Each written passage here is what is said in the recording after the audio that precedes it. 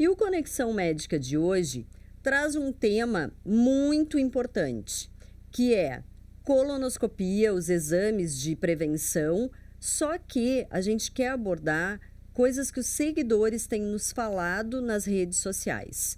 E aí tem algumas coisas que a gente pensa o seguinte: você já imaginou fazer um exame que, além de diagnosticar, também pode tratar? Só que as pessoas não fazem, as pessoas têm medo. Então a gente vai falar hoje sobre colonoscopia. Com quem que a gente vai falar? Com o Dr. Gustavo Pfeiffer, médico proctologista, professor da Universidade Federal do Rio Grande do Sul, com mestrado nessa mesma universidade e que já viajou, imagina, 9 vezes para estudar no Japão. E também recebeu uma licença para atuar naquele país em 2024. Olha que bacana. Tudo bem, Gustavo? Tudo bem, obrigado pelo convite mais uma vez. Então, Gustavo, olha só, por que a gente te convidou para vir aqui? Porque tem coisas que nos assustam, mas que um médico pode nos acalmar. E o que a gente tem visto aí? Comentários de seguidores sobre exames de colonoscopia. Vou te ler alguns comentários para tu ver. Esse exame é assassino. Tenho pavor desse exame porque ele é muito perigoso. Um outro seguidor, ele fala: só sabe quem passou por isso. O exame é horrível. Uma outra seguidora fala: tem muitos casos que furam o intestino. Doutor, antes de tudo, tem gente apavorada. Como que responde de um jeito tranquilo aí para tranquilizar essas pessoas? Fala pra gente.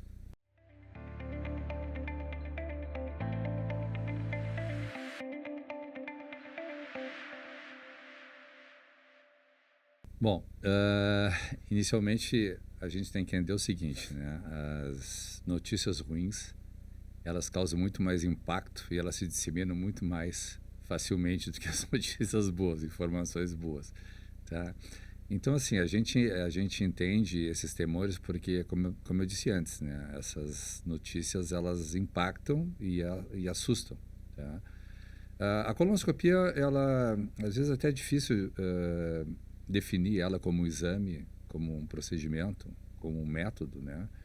Porque ela é tanto diagnóstica, né, em termos só observacionais, como ela também é terapêutica, tá? Então, assim, como é que nós podemos tentar minimizar esses temores, essas preocupações? Porque, é claro, a gente entende porque complicações elas podem ocorrer, tá? Mas elas são um número mínimo e elas estão relacionadas em parte ao paciente, mas em muitos também à questão do profissional que realiza e do procedimento que está sendo realizado, né? Se são procedimentos terapêuticos mais complexos, é claro que o risco de complicações também apresenta uma proporção maior. Sim. Tá? Mas é importante que se entenda que os benefícios alcançados, né, eles são muito maiores do que as complicações, né? Desde que esses exames sejam realizados por profissionais competentes, tá? Porque, como já citado anteriormente, a competência dos profissionais que realizam colonoscopia, ela varia, isso não é aqui, em todas as partes do mundo, ela varia de uma maneira extremamente importante, né? Então, nós temos desde médicos extremamente competentes, né, que poderiam trabalhar em qualquer parte do mundo, como médicos medíocres e médicos muito ruins na realização desse procedimento, desse exame. Como em qualquer segmento de trabalho, né, Gustavo? Então, sim, a gente tem que fazer escolhas em relação aos profissionais, né? Com certeza. Agora, sim, vamos falar sobre essa questão que foi citada de perfuração. Olha, perfuração realmente pode ocorrer, mas registros assim dos melhores serviços mostram que isso aí acontece em casos de colonoscopia diagnóstica, onde não foi feito nenhum procedimento, né? Em aproximadamente 2 ou menos casos em cada 1.000 exames realizados, tá? E procedimentos e complicações como perfuração, né? Habitualmente podem ocorrer, na verdade, numa proporção aí talvez de 8 casos para cada 1.000 procedimentos do tipo polipectomia ou mucosectomia, que é outro procedimento também terapêutico a nível de intestino, né? 1.000 pacientes, 1.000 exames, né? Então, é bastante baixo. Sim. E a tendência é que seja baixo, mais baixo ainda, se o profissional for extremamente competente, né? For rigoroso na sua execução. E quando a pessoa fala, mas só entende quem já passou por isso, né? Essa pessoa está falando em relação ao preparo, que é ruim? O que tu tem para falar para a gente a esse respeito? Olha, a gente tem que... pelo que eu observo, a pessoa não cita qual foi o problema que ela enfrentou. Mas os problemas podem ser diversos, né? A pessoa pode reclamar do preparo, a gente entende isso, né? A pessoa pode reclamar que ela, na verdade, não teve uma sedação adequada, ou teve uma intolerância maior ao exame, teve alguma complicação por ocasião do exame, tem informações, né, como você citou, de pessoas próximas ou de ter lido em jornais, revistas, etc. e tal, sobre o tema, que a perfuração é uma complicação, né? Sim. Então, eu teria que analisar o que a pessoa percebe como dizendo que o exame é um exame assassino, etc. e tal, porque realmente, se ela cita assassino, é porque um óbito houve, né? Quer dizer, assim, alguém morreu. E, infelizmente, existem situações em que as pessoas falecem como consequência do exame em si. Claro. Mas o que a gente traz aqui então, olha a casuística, né? Hoje, um diagnóstico, uma pessoa que não... Eu até lembro, Gustavo, tem uma socialite, né, a Val Marchiori, e ela é uma pessoa que não tem nenhum problema em relação a valor, a dinheiro para poder fazer o seu exame, já tem os filhos adultos, e ela foi diagnosticada com câncer de cólon, e ela vem a público, né, e ela fala muito sobre isso. Ela nunca tinha feito uma colonoscopia, porque ela disse que ela tinha medo e ela achava que se ela fizesse o exame ia dar alguma coisa. A questão é a seguinte, né? As pessoas muitas vezes têm medo do diagnóstico, né? Eu vou evitar porque quem procura acha. Né? Mas assim, o que eu digo é quem procura acha e cura. É isso que é. Tem que mudar esse ditado aí, quem né? Quem procura acha e cura, tá? Mas mais importante que isso, assim, as mulheres elas são educadas, né, para fazerem exame ginecológico. Então, procuram um ginecologista ou mastologista, por exemplo, mastologista, no caso, gineco, para fazer prevenção de câncer de mama, que é o mais frequente, mais incidente, aqui no Rio Grande do Sul. Sim.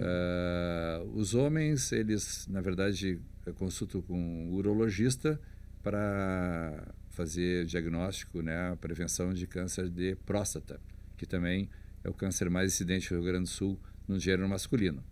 Só que a maior parte das pessoas, inclusive alguns médicos, desconhecem que o segundo câncer mais incidente em ambos os sexos, ou gêneros, como preferirem, é o câncer coloretal. E como citado num episódio anterior, né, numa conversa anterior nossa, prevenção mesmo, né, em relação a esses 3 cânceres só existe no que se refere ao câncer coloretal. Porque ainda hoje se acredita que, se não a totalidade, a quase totalidade dos cânceres se originam de lesões precursoras benignas, que são os pólipos adenomatosos. A gente sabe que tem outros pólipos já há alguns anos que, por uma outra via, também podem evoluir para câncer, que são as lesões serrilhadas sésseis, né? Que são de difícil detecção, inclusive, né? Elas têm uma relevância maior porque elas são responsáveis bastante por cânceres de intervalo no intestino, né? Que a pessoa fez o exame, deu como normal, não viu que tinha essa lesão, passaram-se 5, 10 anos, ela não fez uma segunda colonoscopia e acaba desenvolvendo câncer. Mas então, dando continuidade a essa minha informação, essa explicação, quando uma mulher busca gineco ou mastologista para fazer prevenção de câncer de mama, na verdade ela não está fazendo prevenção. Ela foi buscar lá para fazer o diagnóstico precoce do já câncer. Não se consegue fazer prevenção do câncer de mama. Sim. Então, na verdade, se diagnostica, não tem uma lesão precursora, diagnostica a lesão. Então, ela busca um diagnóstico precoce para melhorar as chances de cura, né, uma vez sendo tratada. E a mesma coisa funciona para câncer de próstata, né? Na verdade, os homens procuram o urologista para verificar se tem ou não tem câncer, e não para prevenir. Sim. E se tem câncer, tem que tratar. Seria isso. E assim, para essas pessoas que falam do preparo, que é difícil, né? Eu me lembro que no nosso, em um outro encontro nosso, a gente falou do paciente internado fazer o preparo ou o paciente em casa. Qual a diferença que tu vê? Tem uma vantagem ou isso é perfil de paciente? Isso, na verdade, a gente pode dizer que tem aspectos relacionados com a preocupação do paciente e tem aspectos clínicos do paciente. Então, até se o paciente mora sozinho, por exemplo, né? Então, é interessante que faça o preparo no hospital, ou dependendo das condições clínicas, tem comorbidades que sejam relevantes e que ele precise, então, fazer acompanhamento, o exame em acompanhamento tanto ambulatorial como internado no hospital, ele vai para o hospital, né? Mas tem muita gente que quer fazer no hospital. Eu não entendo isso, porque assim, ó, eu já fui submetido a 2 colonoscopias, né? Eu acho que qualquer pessoa saudável, né, ela vai preferir ficar em casa, porque em casa eu escolho o que eu quiser beber, eu escolho o que eu posso, né? Posso eventualmente comer também. Então eu tenho meu sanitário, não preciso ficar, né, usando, de repente, sanitário está sendo usado por outra pessoa, embora alguns hospitais tenham uma sala própria para cada paciente, né? Mas, além do que, eu tenho que chegar no hospital 8, 9 horas antes, né, para poder fazer o preparo lá. Então, a parte final do preparo, né? Porque a dieta toda, a pessoa começa antes. Ela não vai fazer no hospital. Sim. Então, tem isso. Eu recomendo para meus pacientes, olha, inclusive porque, vamos citar aqui a questão do jejum. Tá? Eu, por exemplo, digo para meus pacientes 2h30, no máximo, sem beber líquidos claros, antes do exame. Sim. Né? Tem muitos médicos que citam 6 a 8 horas. Né? E a gente sabe, antes do exame, né? Ficar 6 a 8 horas sem beber nada, em jejum absoluto. E a gente sabe que esses preparos, eles desidratam, né? Sim. Então, já houve, continua existindo casos de pacientes que chegou a desmaiar em virtude do preparo por terem ficado desidratados tanto tempo sem ingerir líquidos, né? Tem inclusive pacientes que acabam se acidentando, né? Desmaio, batem com a cabeça. Sim, então, imagina, né? Tá se preparando para um exame e ainda tem um contratempo. Complicado. Né? E a sedação, né? Acordar bem, medo da anestesia, bradicardia. Esclarece um pouquinho pra gente, assim, que a sedação, ela é parte do cuidado, mas quando precisa anestesista, como é que é isso, né? Na verdade, assim, ó, eu não sei em todos os hospitais aqui em Porto Alegre, mas nos hospitais onde eu trabalho, Moinhos de Vento, Mãe de Deus, quando é realizada a sedação, é necessária a participação de um segundo médico que vai administrar essa sedação. Normalmente o médico é anestesiologista, né? Porque na sedação, praticamente de rotina, eles têm usado um medicamento que é o Propofol. E aqui no nosso meio ele praticamente normalmente é administrado apenas por anestesistas, né? Mas como eu já citei anteriormente, a pessoa pode fazer o exame sem sedação, né? Sim. Quer dizer, alguma coisa vai ser administrada, sim. Eu normalmente administro um antiespasmódico como Buscopan, né, intravenoso, e algum medicamento analgésico, né, só para tentar elevar um pouco o limiar da dor, que é, por exemplo, de pirona, né, que é a Novalgina, também administrada de maneira intravenosa, né?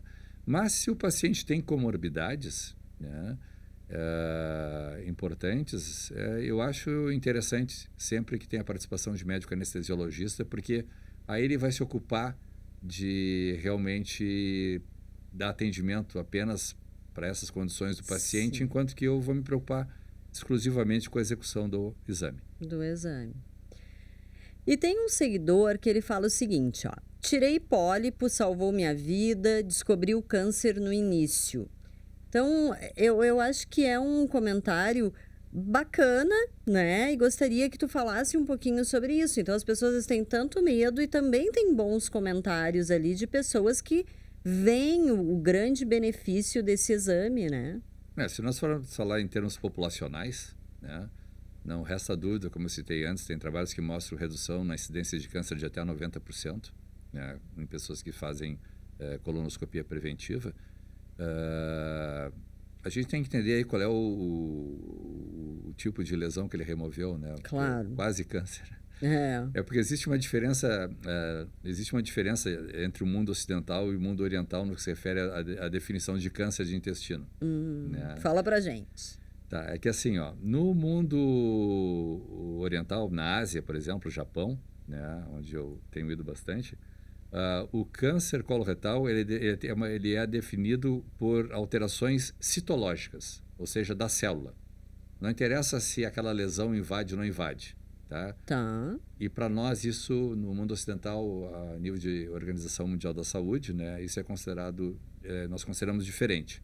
Então nós só denominamos câncer, né, quando aquelas células que se originaram do epitélio, né, sofreram mutações e se originaram do epitélio, invade camadas outros tecidos. Então não fica restrito ao epitélio, acaba invadindo uma camada chamada de submucosa.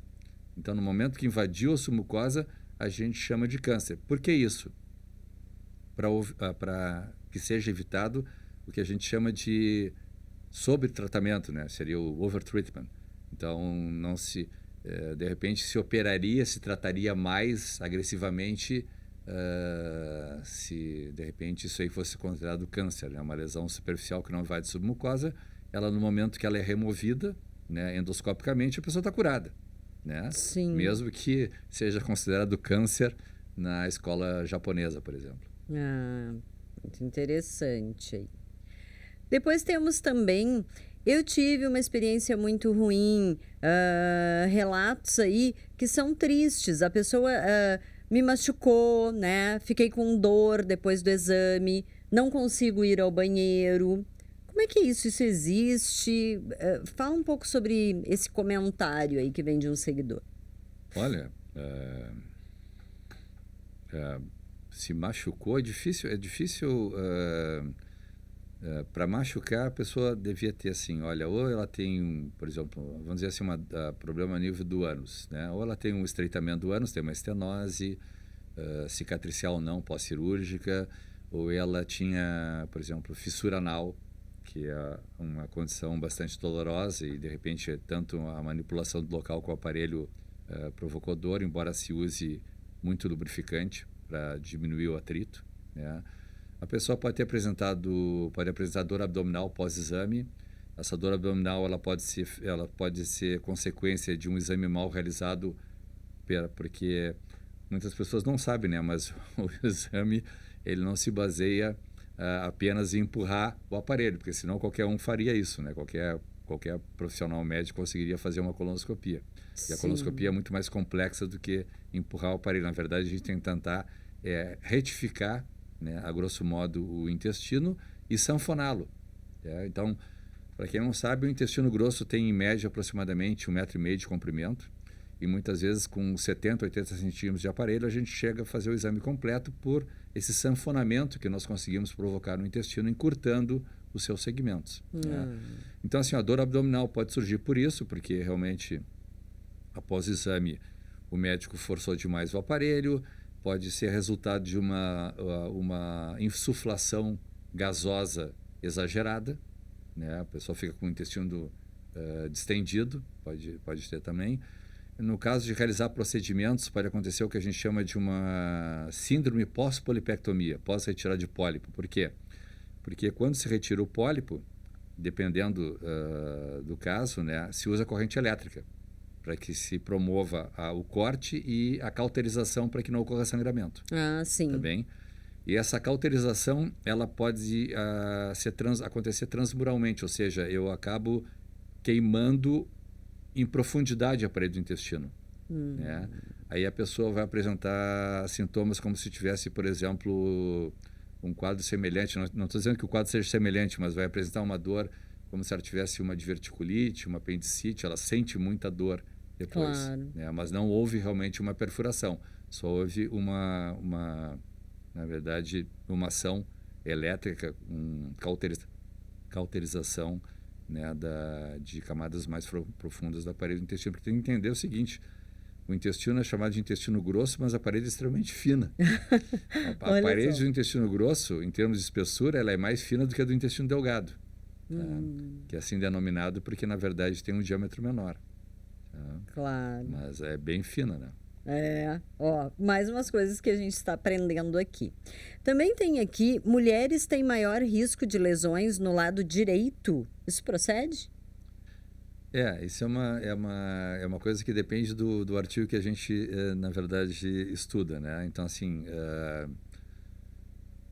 na verdade, a primeira coisa, né? Eu já citei isso anteriormente, é dito no mundo inteiro que as mulheres são pacientes mais difíceis de fazer uma colonoscopia completa, ou que seja, uma colonoscopia, né? Então, é mais trabalhoso. Existe um trabalho que mostra que, de repente, o colo transverso, né, nesse estudo que foi feito no Reino Unido, na Inglaterra, que o colo transverso, que é um segmento do intestino grosso, é mais longo nas mulheres. Isso aí, estatisticamente, é significativo em relação aos homens. Tá? Que isso dificultaria mais o exame. Uma outra questão em relação à anatomia da mulher é que a mulher ela tem uma bacia mais larga do que a bacia dos homens. Então, isso talvez propiciasse a formação de alças do cólon sigmoide quando a realização do exame, dificultando também a introdução do aparelho. Um terceiro fator seria que as mulheres, por apresentar útero, ovários, tuba, né? Sim. Elas, em sendo submetidas à cirurgia, poderia promover aderências ali que dificultariam também esse tipo de investigação. Em relação aos cânceres mais à direita, existem trabalhos que dizem que sim, esses cânceres mais à direita eles são habitualmente mais agressivos, tá? E são diagnosticados mais tardiamente, né? Então, assim, talvez por colonoscopias incompletas ou porque realmente no cólon direito as lesões elas demoram mais para se manifestar, porque o intestino grosso tem um diâmetro maior, as lesões habitualmente são mais vegetantes e não anelares como do colo esquerdo, que pode produzir mais quadros de obstrução, sangramento, esse tipo de coisa, sangramento aparente, né? Porque elas também sangram e isso pode ser detectado através da pesquisa de sangue oculto nas fezes. Então, esse é o problema, né? Quer dizer, mulheres, lado direito, manifestação tardia e habitualmente, então, essas lesões são diagnosticadas mais tardiamente quando a possibilidade de cura, né, é menor. Então nós mulheres é mais difícil, mas nós também temos que fazer o exame de colonoscopia. Não adianta, temos que prevenir aí as doenças, né? Temos aqui um comentário que diz o seguinte, Gustavo. Tirei pólipos serrilhados em fevereiro de 2023. Indicação de repetir em 3 anos. Está correto? Bom, pólipo serrilhado. Tirou quantos pólipos? Tirei pólipos, ela não fala o número. O pólipo serrilhado essas lesões serrilhadas, elas têm um tempo muito mais curto em termos de importância, né? Foi descoberta a importância delas, a identificação delas, a importância em relação à gênese do câncer de intestino. E elas são lesões que estão habitualmente situadas do lado direito do intestino, né?